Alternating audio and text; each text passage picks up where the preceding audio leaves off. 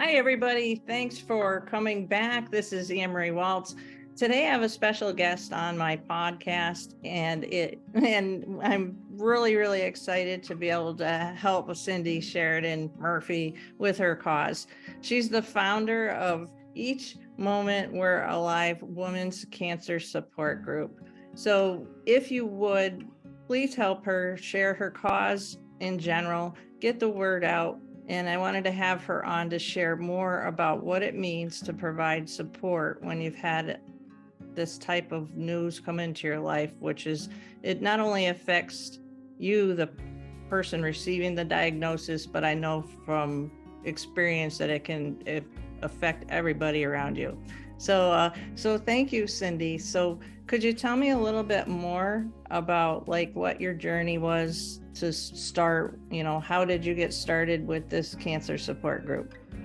Yeah, thank you. I'm so happy I got to meet with you, Anne-Marie. And so Each Moment We're Alive, we offer cancer support and wellness programs from diagnosis, recovery, through support groups, but we don't leave you when support ends, like treatments end.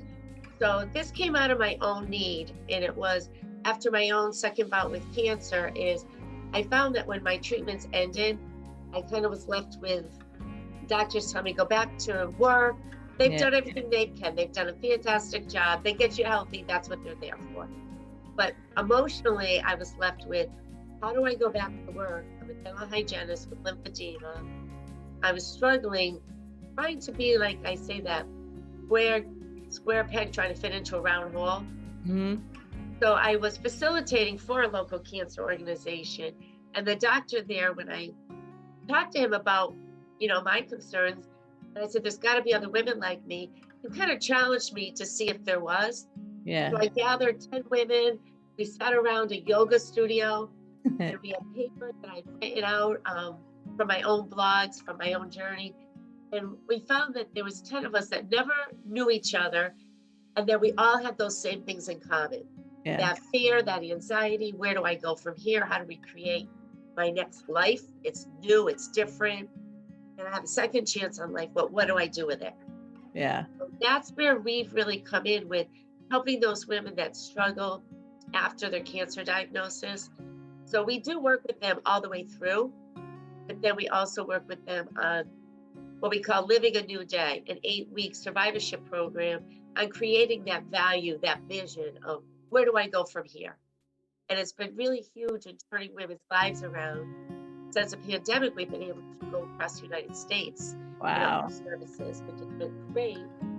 But what we find is we still need that support. So we are doing our annual fundraiser to raise the money so we can keep these programs free of charge to the survivors. Well, I just want to say thank you, and I'm glad that you're still here with us because me too. Yeah, I'm sure. And emotional support is priceless. It is. I can't say that I ever had cancer, but I had 2 instances where a scare where I was at the doctor's having symptoms of, I don't even remember what, but I distinctly remember being 36 years old. The doctor had their back to me as they were typing on their computer. There was no segue of a conversation about the topic of cancer, and they just blurted out, yeah, I'm gonna have you screened. Yeah, I'm gonna have you checked for cancer. And I was just going for routine checkup, and I didn't have anybody with me. So as I haven't had to experience it full blown, I have experienced that situation where you walk out of the office dazed, confused, don't know if you're going to get to see your kid grow up, if you're going to get to see another anniversary. And then I think the thing that when I hear your story that's so important with support is empathy, strength, and hope, but a strong mindset. And I think that's awesome that you are doing what you do. The other instance was that scary call that you get when you go to, like, say, you never want to get a call back from, say, the gynecologist, right? Right. Yeah, And so it was a Friday, That was probably about 5 years ago, and it was like at 3:30, the end of their work day. And they said, please call us back. Well, I called them back and there wasn't the support of a phone call back, anything. And so I had to wait till their office opened on Monday, and there was just a lack of empathy, sensitivity, or what have you at the office. And I remember getting them telling me, well, we can't run the test at our regular office. There's nothing to be scared about, but we got to send you to the oncology department. Oh, geez. Nothing, just routine. Yes. And nothing routine about cancer. Nothing. So thank you for your service, because there's been cancer in our lives, so it just does I can't thank you enough for your service. Well, thank you. And I know the women that have, benefited are doing remarkable, and even helping them work with how to stay in my job, how to work with my employer, because that's always been a big kind of monkey in the room, or elephant in the room, where people don't want to talk about it. Yeah, don't want to talk about it. So it really helps to grow with that. So what kind of events and stuff do you have? How do people get in touch with you? Yeah, so we have weekly support groups. Excuse me, one minute. These allergies, they get you. Yeah, that time of year. Yeah, so we do weekly support groups on Tuesday night via Zoom. We also do quarterly our 8-week survivorship program. And then we have our annual fundraiser coming up on June 23rd, which is going to be at the Morgan Road Pavilion in West Springfield, right behind the Irish Cultural Center. There's going to be food, live music, food truck, Shriners Clown, Kids Corner, and it's called Canines for Cancer. Oh, nice. So we found that dogs are such comfort animals for women, not all people going through cancer. So aren't cats, so aren't other animals. They're not as easy to walk. Yeah. So our dogs have been kind of like our spokes doggies. So there are fundraisers, and it's just a fun day as we walk around the beautiful grounds of the Morgan Road Pavilion, and then we have a big celebration of life. Get to hear from people, and that have benefit from the services. There's a great community of getting together, supporting. There'll be raffles, there'll be vendors. Just a really fun Friday night to support a wonderful cause. And do you have a website that people can go to? We do. It's called Each Moment Where, WERE, alive.org. And you can go right on there. There's a dog paw print right in the front that says, find out about us. You can find out all about our services. You can contact me. And we keep all the services free for survivors. That's why we raise the funds, and we rely on grants and sponsorships so that we can help these ladies. That's fantastic. So do you ever need volunteers? Where do you get your help for your events in case somebody wants to help join your cause? And you know what? Right on our webpage, it says, if you click on that, you've got volunteer. You can contact me. Yes, I need volunteers, vendors, raffle prizes, anything people can help with. Just makes it just a fun visit and get together for everybody. Okay. And then, so what's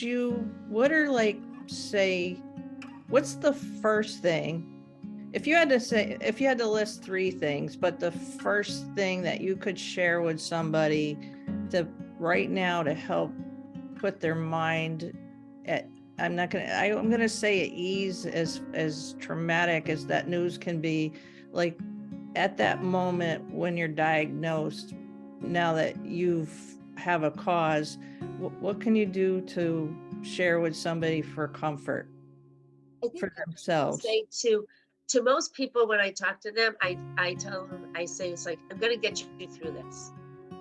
Now, I don't know what the outcome's going to be. I always say there's a higher power that has that outcome, but we're going to get you through this as baby steps about what's the next step. let's help you guide you through it so that you can get rid of all that clutter in your head, because right away we hear that diagnosis and we go to 5 years out, you know. But when I say we're going to get you through it, is we're going to get you through today, whether it's talking on the phone, coming to a support group, talking to another 10 to 15 ladies that get you, and they get you. So that's been what's really huge about the community, so that we help each other. So when I say that we're going to get you through this, it's a matter of, you've got support, unlike support that you get from your family and friends, which is wonderful, it's needed. You've got your medical team. But when you talk to other cancer survivors about an ache and a pain, they get it. Right. So they're coming from that empathetic, we get you standpoint, rather than just check the box. And that's with our services, is it's all face-to-face through Zoom, through human connection, versus just getting handouts. And that's what we found, is a lot of times when you're done with treatment, you get handouts on how to continue, how to go back to work. We know what we should be eating nutritionally, most of us. So just getting handouts. But when you get to talk to people, you get ideas, that really helps. So we'll get you through this. That's, well, I gotta say, there was, 20 something years ago, I had a manicuring client, and her name was Nancy, and she'd come in and I'd take care of her, and I was just, what color polish do you want today? And one day she says to me, she goes, you know why I like coming to you? I said, why? And I can be sarcastic, and I've got a weird sense of humor. And she goes, because you just talk to me like I'm Nancy. I said, well, how else would I talk to you? And then, and I just carried on, and I didn't go into it more with her. And she goes, no, I need to tell you, you talk to me, not my cancer. Right. And that's the second thing when you bring it up, is in our support groups, the cancer, we help them, but we also talk about so many other things. Yeah. So when you think of a cancer support group, you're thinking, oh, all they're going to do is talk about cancer. I don't think that's for me. But that's not all we talk about. There's different things, and curious, like, what am I going to wear to my son's graduation? How do I deal with the crowd where I know the COVID masks have lifted, but I'm nervous to go to a big crowd, a big wedding? How do I deal with that? So those are things we talk to you as a person, not as a cancer patient. You're like, right. You're right. You don't want somebody to go, how are you feeling today? Oh, that's the worst thing. Or, oh my gosh, you look terrible today, or you look great today, because we're not just superficial people. Right. We might like put our makeup on, and yes, you might say, oh, you look great today. You're like, I feel like crap. So it's like, that's not what to say. So I guess when we get together in our groups, it's like what we don't say to each other. Yeah, and I and not ever being inside, but knowing times in life I've needed emotional support. Yeah. You might not really get what's inside emotional support. Right, exactly. Some people actually don't know what to say in bad times. Oh, so we say it all the time. People will say to you, and you'll say, like, if you're going through cancer, they look at you like, they look down at your chest or something. They're trying to figure out what's going on, and you're like, okay, up here. Yeah. So, well, it's a great pleasure to get to speak with you and have you on.